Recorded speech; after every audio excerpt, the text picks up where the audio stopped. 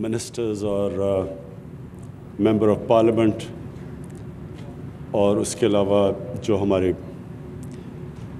چکوال کے اندر جو ہمارے جتنے بھی پولیٹیکل ہمارے کارکن ہیں، میں سب سے پہلے تو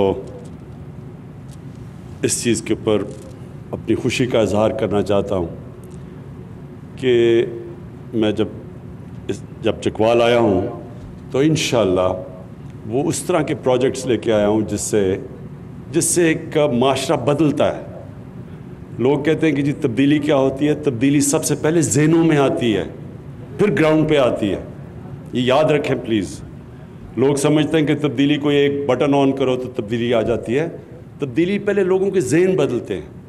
تو میں اس کے اوپر آنے سے پہلے، کیونکہ اس چیز کے اوپر بات کی گئی کہ چکوال اور یہ سارے یہ علاقہ جہلم، چکوال، میاں والی، یہاں بہت زیادہ لوگوں نے پاکستانی فوج میں وہ گئے اور ان کی بڑی قربانیاں ہیں پاکستان کے لیے۔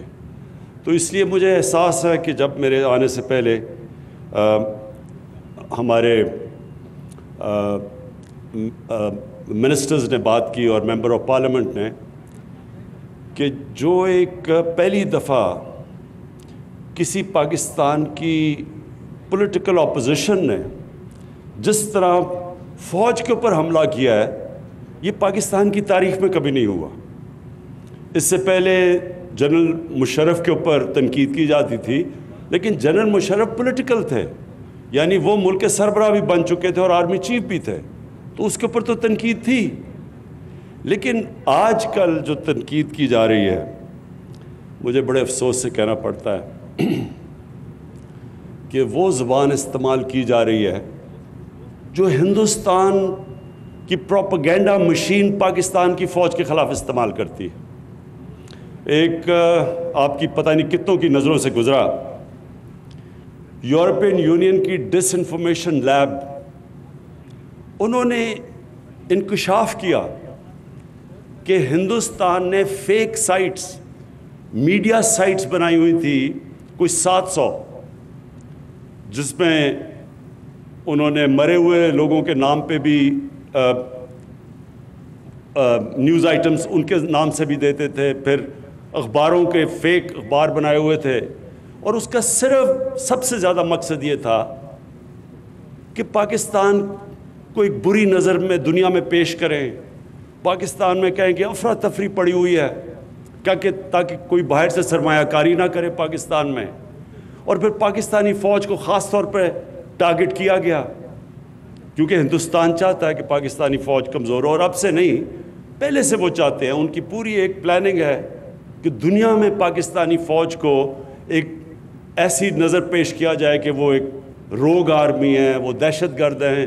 نریندر مودی پچھلے آرمی چیف کو تو کھل کے کہتے تھے کہ دہشت گرد ہے۔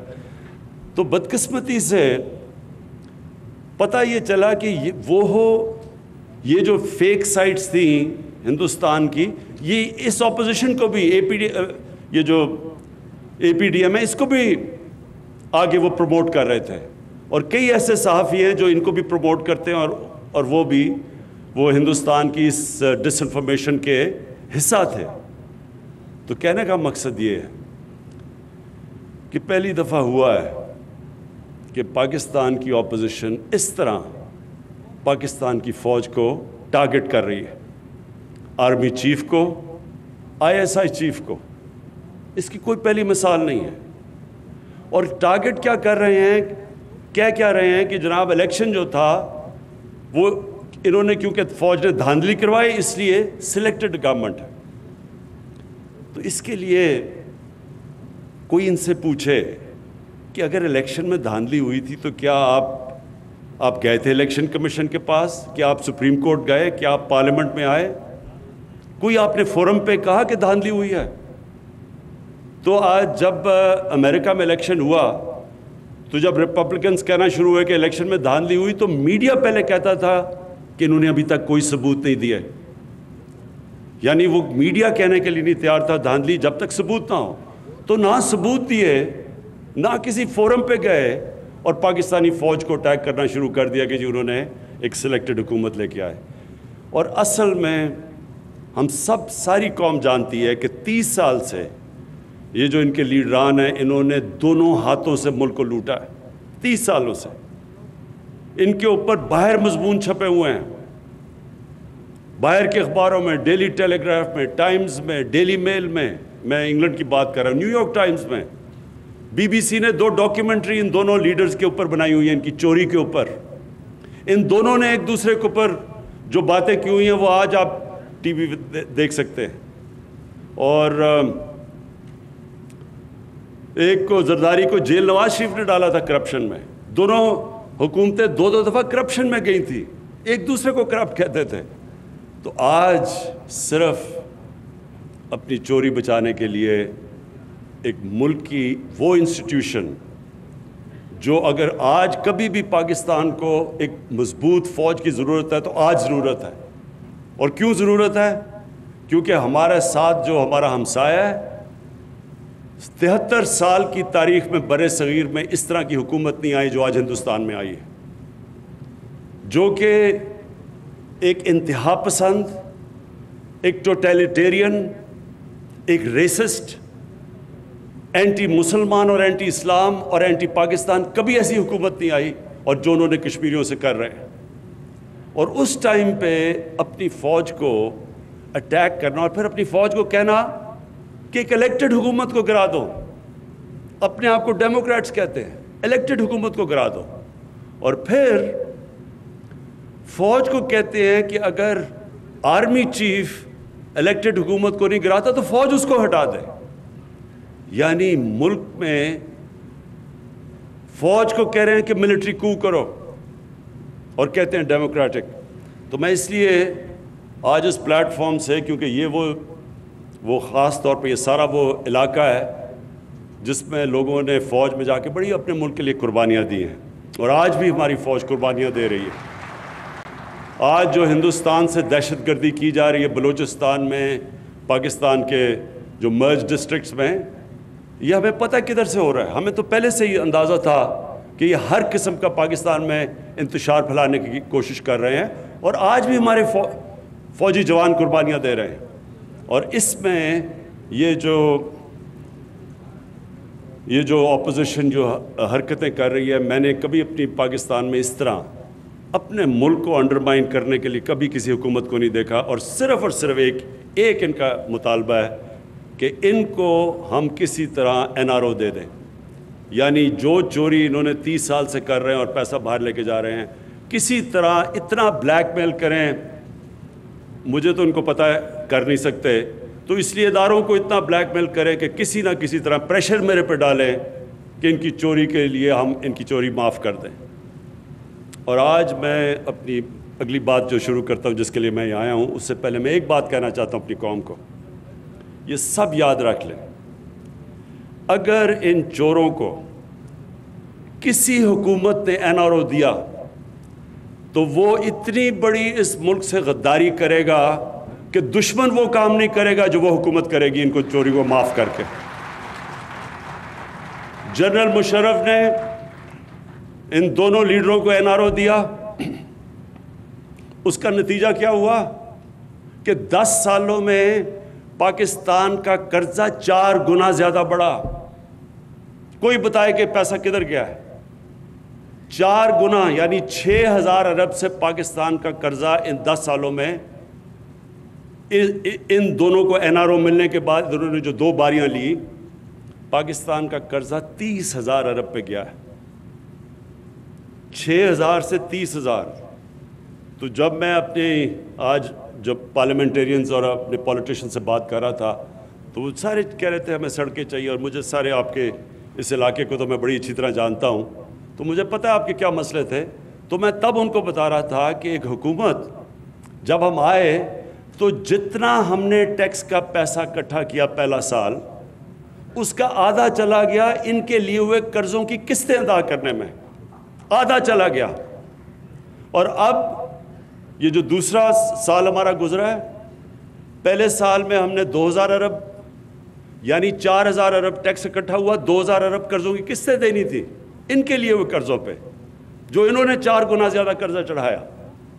اور دوسرے سال میں وہ قرضے بڑھتے جا رہے ہیں کیونکہ ان کے اوپر سود لگ رہا ہے.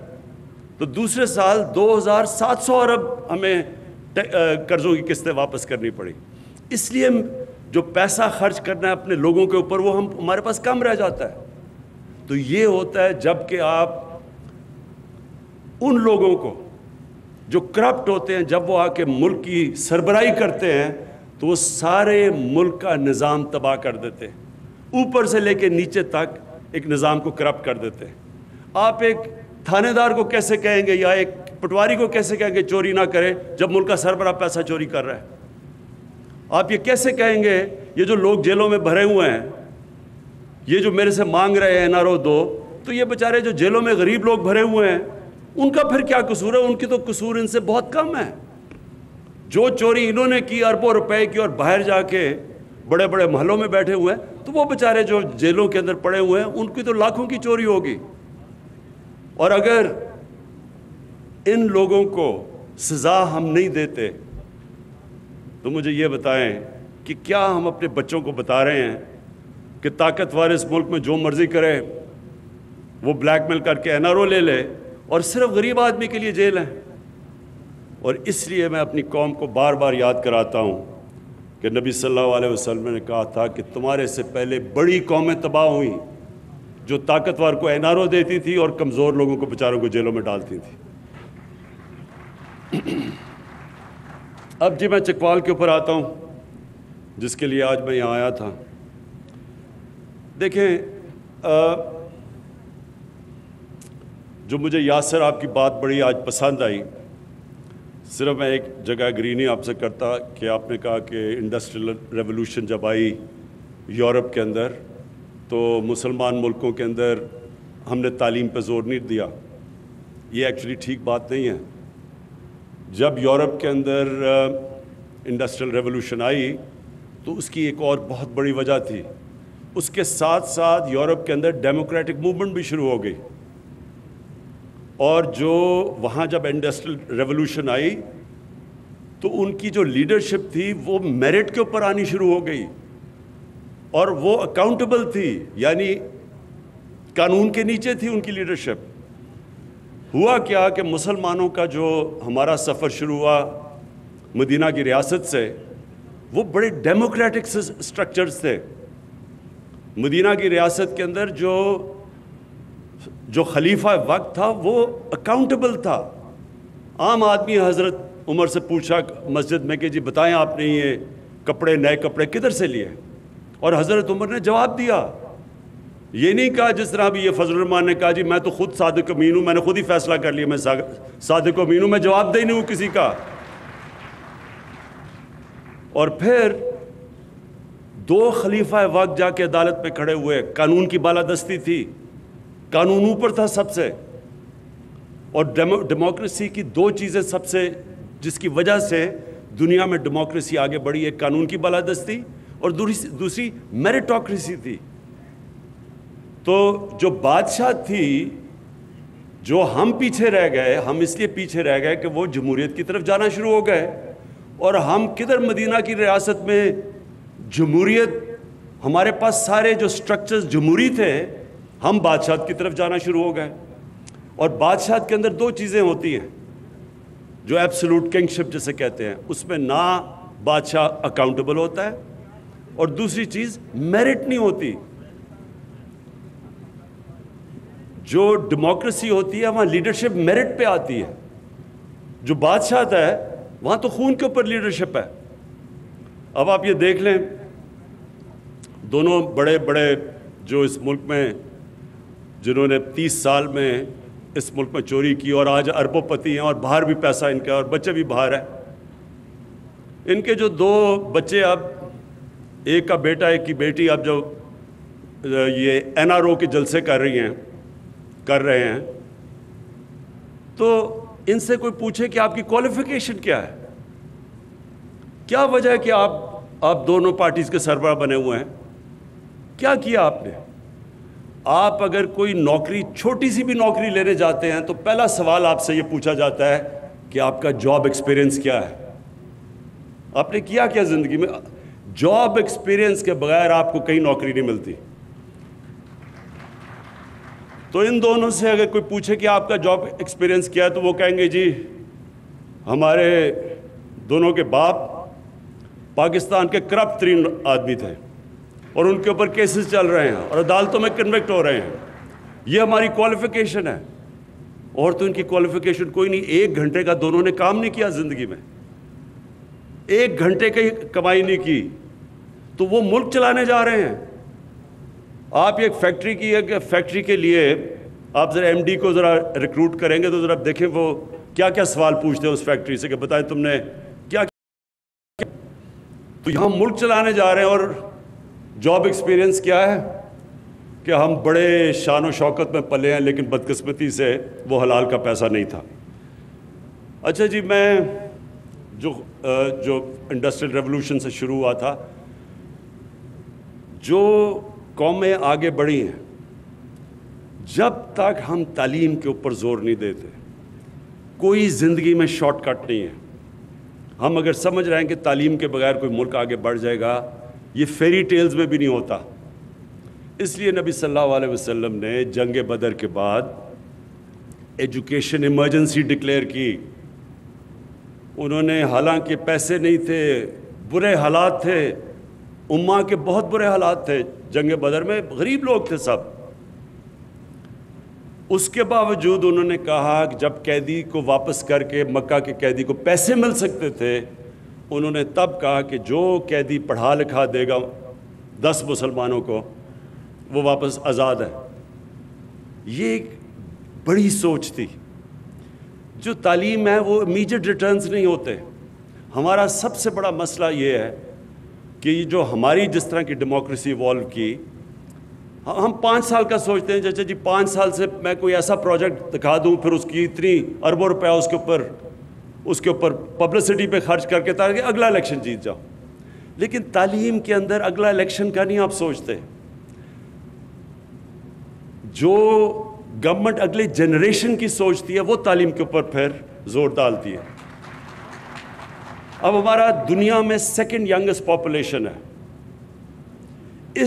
اس آبادی کو جتنا ہم ویلیو ایڈ کر سکیں، ویلیو ایڈ کا مطلب کہ جتنی بہترین تعلیم، ہنر سکھا سکیں، ٹیکنیکل ایجوکیشن دے سکیں، اور دنیا اب کھڑی ہے ایک اور ٹیکنالوجی کی ریولوشن پہ، نئی نئی چیزیں آ گئی ہیں، آرٹیفیشل انٹیلیجنس، ایسی ٹیکنالوجیز اتنی تیزی سے ایڈوانس کر رہی ہیں۔ لیکن خوش قسمتی ہماری یہ ہے کہ ہم اپنی ینگ آبادی کو اس وقت اگر ہم اکوپ کر دیں تو یہ لیپ فراگ کر سکتے ہیں۔ مطلب یہ کہ بجائے ایک پروسیس سے گزرنے کے ہم بڑی تیزی سے آگے جا سکتے ہیں۔ اس لیے جو 2 آج میں نے آج انوگریٹ کی ہیں 2 چیزیں، ایک آپ کی جو یونیورسٹی چکوال یونیورسٹی، اور دوسرا جو آپ نے سینٹر آف ایکسلنس یا ایک اسکول ایسا بنایا کہ جو بہترین ٹیلنٹ چکوال کے بچوں کا، لیکن غریب بچوں کا، وہ بچے جو کہ جن کے ماں باپ کے پاس پیسہ نہیں اعلیٰ تعلیم دینے کا بچوں کو، ان کے لیے جو اسکول بنایا ہے، میں آج آپ کے سامنے پیشن گوئی کر رہا ہوں کہ اگر آپ نے صحیح توجہ دے دی ان اسکولوں پہ، یعنی ٹیچرز کے اوپر صحیح توجہ دے دی، اچھے ٹیچرز بھی دیے، اسکول کی بلڈنگز کافی نہیں ہوتی، اس کے اوپر ٹیچرز بھی آپ کو اچھے چاہیے ہوتے ہیں، اگر آپ نے توجہ دے دی تو آپ کا بہترین ٹیلنٹ اس اسکول سے نکلے گا جدھر آپ میرٹ کے اوپر غریب گھرانوں سے بچوں کو لے کے آ رہے ہیں۔ ہم نے نمل یونیورسٹی میں ساتھ ہی ہے، کبھی آپ کو موقع ملے ضرور جا کے دیکھیں، کیونکہ مجھے اس کا بڑا فخر ہوتا ہے اس یونیورسٹی کا۔ اس میں 90% جو اسٹوڈنٹس ہیں وہ اسکالرشپ پہ ہیں، یعنی ان کا تقریباً سارا پیسہ ہم اکٹھا کر کے اسکالرشپ پہ دیتے ہیں، اور وہ غریب ترین گھرانے کے بچے ہیں، اور ان میں سے 75% بچے اردو میڈیم اسکول کے ہیں، اور جو انیشل ڈگریز تھیں وہ بریڈفورڈ یونیورسٹی کی ہیں، یعنی انگلینڈ کی یونیورسٹی کی ہیں۔ لیکن آپ کو حیرت ہوگی کہ جو ان کا رزلٹ ہے، جس طرح کے وہ بچے پڑھتے ہیں اور جو ان کے اندر ڈرائیو ہے، جو ہنگر ہے، جو بھوک ہے، وہ بریڈفورڈ یونیورسٹی کی ڈگریز لے رہے ہیں، اور بریڈفورڈ یونیورسٹی سے جو پرسنٹیج ہے فرسٹ ڈویژنز کی وہ نمل یونیورسٹی کی زیادہ ہے۔ کہنے کا مطلب یہ ہے کہ جب آپ موقع دیتے ہیں ان کو جن کے اندر ایک آگ لگی ہوتی ہے کہ ہم کسی نہ کسی طرح زندگی میں اوپر جائیں، اور ان کو موقع دے دیتے ہیں اچھا تعلیم دے کے، اور پھر وہ یہ جب سوچتے ہیں کہ میں اپنے خاندان کو بھی اوپر لے جاؤں گا، اپنی فیملی کو بھی اٹھا دوں گا، اپنی زندگی بہتر کر لوں گا، وہ کئی دفعہ وہ سکول جن کے اندر بچے پیسے والے گھروں کے آتے ہیں وہ مقابلہ نہیں کر سکتے۔ اور یہ نمل یونیورسٹی میں آپ دیکھ لیں کہ نہیں، وہ جو نمل یونیورسٹی کے اندر جس طرح کے بچوں کے اندر ڈرائیو ہے وہ نظر آتی ہے ان کے رزلٹس پہ۔ اور اس لیے یہ جو آپ نے ایک پہلے اسکول، میں سمجھتا ہوں کہ اسکول میں سے آپ کا بہترین ٹیلنٹ نکلے گا۔ دوسرا جو یونیورسٹی ہے یہ بڑی ضرورت تھی یہاں سارے علاقے کے لیے، کوالٹی کی یونیورسٹیز یہ جو آپ بنانے جا رہے ہیں، میں آپ کو مبارک بھی دیتا ہوں اور آپ یقین دلاتا ہوں کہ پوری طرح انشاءاللہ میں آپ کی اس میں سپورٹ کروں گا ہر تک، اینڈ تک۔ اور پھر جو ہاسپٹل ہے یہ بہت ضروری ہے، یہ جو 500 بیڈ کا ہاسپٹل بنا ہے اس کی بڑی ضرورت ہے اس سارے علاقے میں۔ آبادی ہماری بڑھتی جا رہی ہے، ہمارے پاس اتنے ہاسپٹلز نہیں، نرسز نہیں، ڈاکٹرز نہیں، تو یہ جو آپ پہلا تو یہ قدم ہے کہ اس علاقے میں ایک ہاسپٹل کی بہت ضرورت تھی، تو یہ جو آپ نے 500 بیڈ کا ہاسپٹل بنایا اور یہ جو شروع کر رہے ہیں آپ، اس کے لیے پھر سے میں آپ کو ریپیٹ کرتا ہوں کہ پوری ہم سپورٹ دیں گے۔ لیکن میں آپ کو یہ بھی بتا دوں کہ جو پاکستان میں جتنے ہاسپٹل کی ضرورت ہے وہ گورنمنٹ نہیں بنا سکتی، اور اس کے لیے ہم نے ایک ایسا زبردست، اور میں دونوں پنجاب اور پختونخوا کی گورنمنٹس کو خاص طور پہ خراج تحسین پیش کرنا چاہتا ہوں کہ جو ہیلتھ کارڈ ہے، جو ہیلتھ کارڈ لے کے آئے ہیں یہ انشاءاللہ آپ دیکھتے رہیں۔ میں آپ کے سامنے یہ بھی پیشن گوئی کرتا ہوں کہ 5 سال 6 سال 8 سال 10 سال تک، میکسیمم 10 سال تک یہاں کا جو ہیلتھ سسٹم ہوگا، ہمارے سے بڑے امیر ترین ملکوں کا بھی وہ ہیلتھ سسٹم نہیں ہوگا جو پاکستان کا بننے جا رہا ہے۔ اور وہ کیوں؟ وہ اس لیے کہ ہیلتھ کارڈ میں ہر خاندان میں، اور فیصلہ ہوا ہے کہ اگلے سال کے اینڈ تک ہر پنجاب کا اور پختونخوا کا خاندان اس کے پاس ہیلتھ انشورنس ہوگی۔ اس کو کہتے ہیں یونیورسل ہیلتھ کوریج۔ یہ آپ حیران ہوں گے، میں پھر سے کہہ رہا ہوں، امیر ترین ملکوں کے اندر بھی یونیورسل ہیلتھ کوریج نہیں ہے۔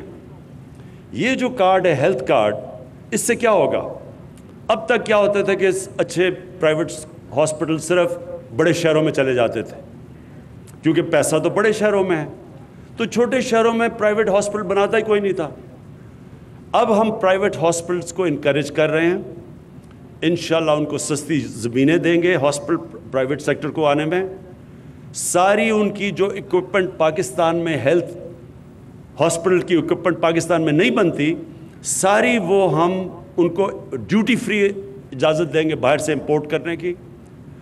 اور اس کے بعد ہیلتھ کارڈ کی وجہ سے جب عام ہر گھر کے پاس ایک ہیلتھ کارڈ آ جائے گا گھرانے میں، تو کوئی بھی جا کے، اور ہیلتھ کارڈ میں آپ کسی بھی ہسپتال میں جا کے اپنا علاج کروا سکتے ہیں۔ یہ نہیں کہ صرف گورنمنٹ ہاسپٹل، کسی بھی پاکستان کے ہسپتال میں ہیلتھ کارڈ سے آپ اپنا علاج کروا لیں گے۔ اس سے یہ ہوگا کہ غریب ترین علاقوں کے اندر جب سب لوگوں کے پاس ہیلتھ فیملیز کے پاس ہوگا تو پھر پیسہ کا تو مسئلہ نہیں ہوگا، تو اس سے انشاءاللہ پورا ہم اپنا ایک ہیلتھ سسٹم کھڑا کریں گے پاکستان میں، جو کہ سارے علاقوں کو کور کرے گا، غریب علاقوں کو بھی۔ اور یہ میرا ایک، مجھے انشاءاللہ جب لوگ کہتے ہیں کہ کیا، میرے سے پوچھتے ہیں کہ آپ کے جب 5 سال پورے ہوں تو آپ کیا چاہیں گے کہ پاکستان میں کیا چیز ہوگی تو آپ سمجھیں گے آپ کامیاب ہوں؟ تو میں 5 سال کے اپنے بعد سب سے پہلے یہ چاہوں گا کہ ہم اپنا جو قرضے ہیں، جو کرنٹ اکاؤنٹ، جو ہمارے ڈیفیسٹس ہیں، ایک بیرونی خسارہ ہے اور ایک اندرونی خسارہ ہے، تو میں یہ چاہوں گا کہ یہ دونوں خساروں کو ہم کم کر کے ادھر لے آئیں کہ پاکستان اپنے پیر پہ کھڑا ہو جائے۔ جو بیرونی خسارہ ہے وہ تو آپ کو، مجھے سب سے زیادہ فخر یہ ہے کہ پچھلے 5 مہینے میں جو ہمارا، جس کو کرنٹ اکاؤنٹ کہتے ہیں، اس کا جو سب سے بڑا خسارہ ہمیں ملا تھا 2.25 سال پہلے، آج میں فخر سے یہ کہتا ہوں کہ 5 مہینے مسلسل ہمارا جو کرنٹ اکاؤنٹ ہے وہ سرپلس میں چلا گیا ہے، اور 17 سال کے بعد یہ ہوا ہے۔